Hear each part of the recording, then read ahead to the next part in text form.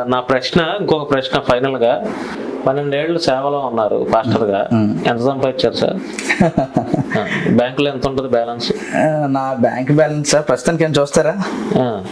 అంటే 12 ఏళ్ళు ఉన్నారు కదా, డబ్బులు బాగానే సంపాదించుంటారు కదా.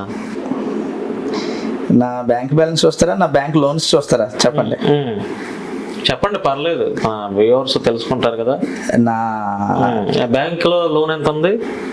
లోన్స్ అంటే ఈ మధ్య చర్చ్ కన్స్ట్రక్షన్ అవుతుందండి, సో దాని గురించి అని చెప్పి లోన్స్ పెట్టాను. ఆ లోన్ పెట్టి ఎంత డిపాజిట్ చేశారు? డిపాజిట్లు ఏమి లేవండి. ఎంత సేవింగ్ చేశారు?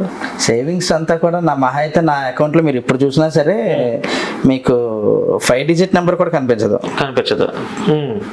ఏం సార్, అంతా 5 ఏళ్ళు పాస్టర్ గా చేసిన వాళ్ళే కోట్ల రూపాయలు సంపాదిస్తున్నారు కదా. అంటే సంపాదన కాదు కదండి. అందరూ అలాగే అనుకుంటున్నారు కదా కొంతమంది పాస్టర్స్.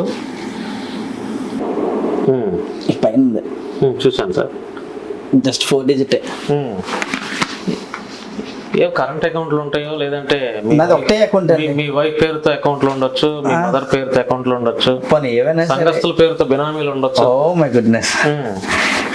అంతే లేవంటారా? నిజంగా లేవంటారా? అంటే మీరు బైబిల్ పట్టుకున్నారు, అబద్ధాలు చెప్పారు. అయ్యో ఎందుకండి, దీంట్లో అబద్ధం ఏముంది? ఉన్నది ఉన్నట్టే చెప్తున్నా. ఆస్తులు ఏమైనా సంపాదించారా? ఆస్తులు ఏమి లేవు.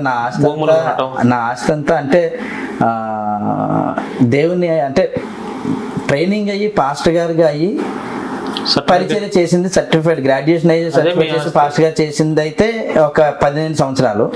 కానీ 2004, 2005లో యూత్ మీటింగ్ అని స్టార్ట్ చేసి మా చర్చిలో, అప్పుడు యూత్ మీటింగ్ లేదు, మా చర్చిలో ఏమీ రివార్డ్స్ ఏమీ లేవు, కప్స్ ఏమీ లేవు.